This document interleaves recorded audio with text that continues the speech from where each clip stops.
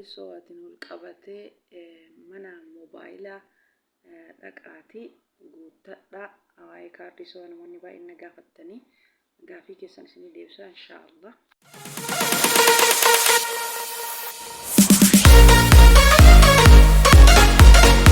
Assalaamu alaykum wa rahmatullahi wa barakaatuh. Kabajamtoota fi daawwattoota hordoftoota kiyya dhiifama sagalee kiyya qofaan naqabee jira.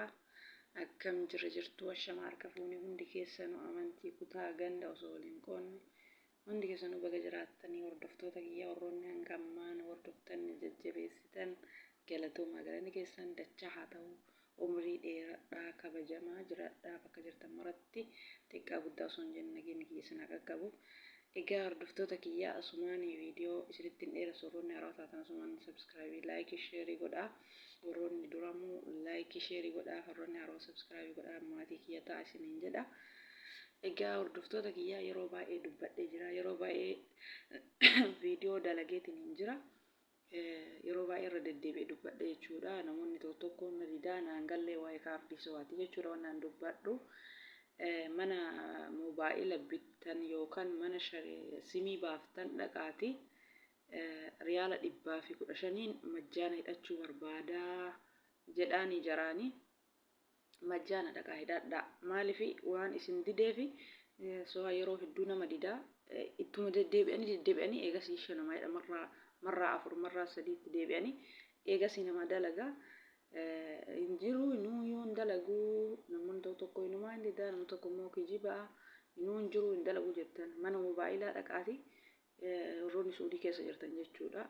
Bakka moobaayilii itti gurguramu bakka shariyaa simiin itti gurguramu hodha hidhanii jaraan majjaana naa hidhaa jettaniin jarri majjaana isinii hiniiti majjaana san hidhattanii jettan bakka miseejii isinii seenaa jechuudha. Ka riyaala 65 hidhachuu barbaadamoo ka 25 majjaana hidhachuu barbaadamoo ka riyaala 10 daqiiqaa hidhachuu barbaadamoo kana miseejii isin yoo fide yeroo san isin mana miseejii keessa seentanii 900 itti ergitanii jalatti lakkoofsa isaa itti achi ergan san barreessitanii yoo jettan isinii dalagaa. Eega isin dide warroonni isin dide mana moobaayilaa dhaqaatii majjaana abassawii majjaana sharii hassawaa shan Itoophiyaa sawii yoo jettanii isiniif dalagaa jechuudha. Awwala mana moobaayilaa dhaqaatii majjaana san hidhadhaatii eegasii majjaana san yoo hidhattan amma 115 daqiiqaa 850 hasoftanii akkuma san intarneetiin illee dabaleetiin jira. Bilbila dabaluu isaa baay'ee namatti tola wallah daqiiqaa 850 jechuun hanga ji'a tokko qofa itti fayyadamtan ji'a tokko yoo tartan immoo keessaa isin jalaa fudhataa jechuudha.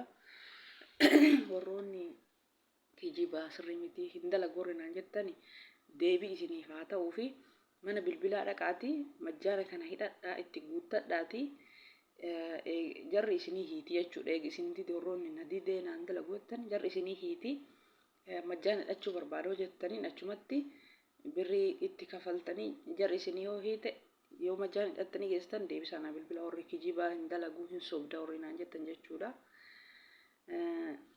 Moo deebiseetiniin warroonni itti hidhattanii geessan komantii jalatti deebi'aa naa barreessaa warroonni sirrii miti jettan jechuudha. Mana bilbilaa keessa eegasii isinii dalagaa jechuudha. Kariyaala 10 illee amma maaliif awwala yeroo kana majjaana birrii 115 kana yoo jarri isinii hiite bakka takka barattanii jennaan akka nama kun daambanyaa yoo barateessan akkasii ta'e jechuudha.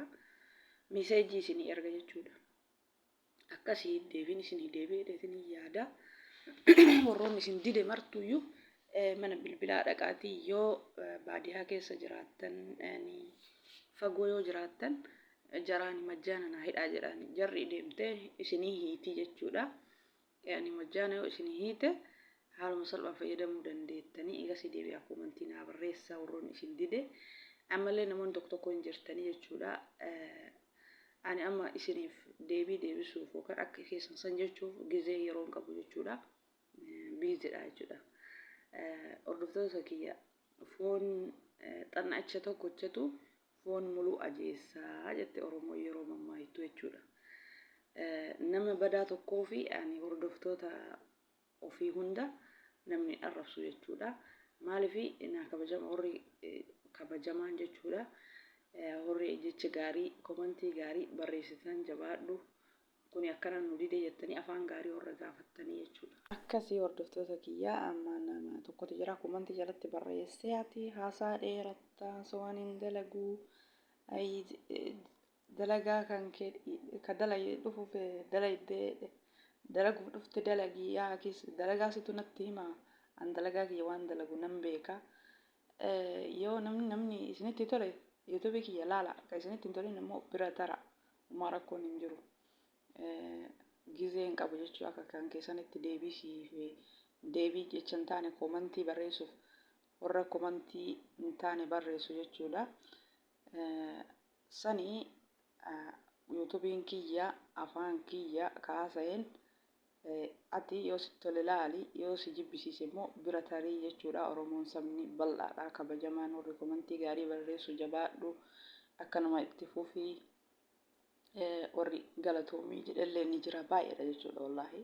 Warroonni jabaadhu akkanuma itti fufii galatoomii abshir jabaadhu. Yoo dandeette akka afaan gaarii dubbadhu yoo sitti hin toleen immoo bayi YouTube kee jala jechuudha.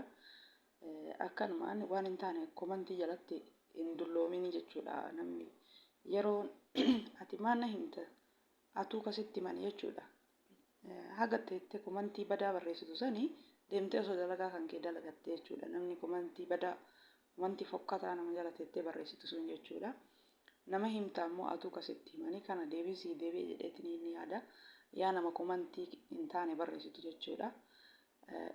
Jiini ji'a ramadaanati ji'a namni waan hin taane waliin jedhu miti osoo beeyte ji'a waan gaarii dubbatanii jechuudha. Yoo namni balleessellee obboleettii kee waan akkanaa balleessitee waan akkanaa sirreessee waan akkanaa sirrii miti yoo an balleessellee jechuudha. Ani hin balleessine ammallee dhibbatti suuqii dhaqaatii majjaana hidhadhaatii warroonni majjaanni sun suuqii dhaqa jaraan majjaana 115 hidha awwala maaliif akka misheejiin isinii seenee yeroo biraallee majjaana yani humna keessanii hidhachuu dandeettan ofumaan isinii seene misheejiin gaafsin riyaala 115 suuqii deemtanii jaraan majjaana na hidhattanii warri soofaa fayyadamtan. Misheejiin isinii duudaa gaafsan ka birrii humna keessanii ka barbaadan hidhattanii jechuudha. Dirqama yeroo hundaa birrii riyaala 115 hidhattanii jechuu kiyyaa miti. Yeroo biraa ka riyaala 65 ofii keessanii lakkoofsa 900 gubbara barreessitanii jalatti lakkoofsatti argamu ergitanii jechuudha. Viidiyoo kiyya moobaayilii tokkoon majjaana hidhaa moobaayilii tokkoon viidiyoo kiyya laalaa waan an jedhu kana caqasaatiniin eegas hidhachuu dandeettanii jechuudha. Riyaala 115 kanaan hanga ji'a tokko daqiiqaa 850 akka barbaadaniif maatii keessanitti haasoftanii warroonni majjaana hidhattanii geessitanii immootu yoo isin hin dalagaa dhibbatti ni dalagaa. Ani waan ofii kiyyaa hidhataa tureef jechuudha.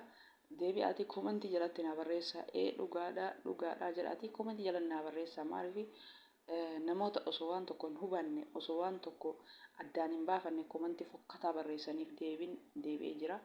Ani kanaaf bakka hin qabu I don't care warri komantii fokkataa barreessitan ishii ani dalagaa kiyyallee dalagataa YouTube kiyyallee dalagadhaa.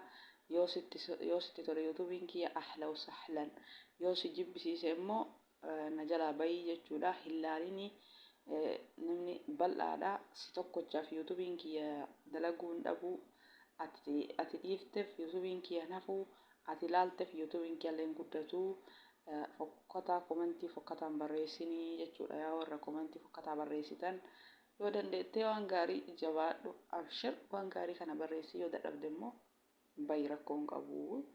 Namni isinitti hin tolle rakkoon qabu. Ani immoo haasaan dheeressu daqiiqaa 5 daqiiqaa 10 kanarra dheeressee hin beeku. Yoo dogongorrillee hordoftoota kiyyaa dhiifama isiniin jedha. An takkallee dogongorrii takkallee hin kijibne awwala deematii hidhadha. Dhugaadha namni tokko waan tokko dalagee wanni sun yoo isa dide ni aarallee akkami wanni kun waan akkanaa namni kun viidiyoo dalaga waan hin taane kijibaan jechuun ni mala. Walaakin awwala mee amma dhaqaatii majjaana hidhadha riyaala 115 yeroo awwalaa kana majjaana kana eega isinii dalageen booda komantii jalatti na barreessati sirritti isinii dalagaa na amana ani isiniin kijibu isin bye bye. Nagayaan naaf tura.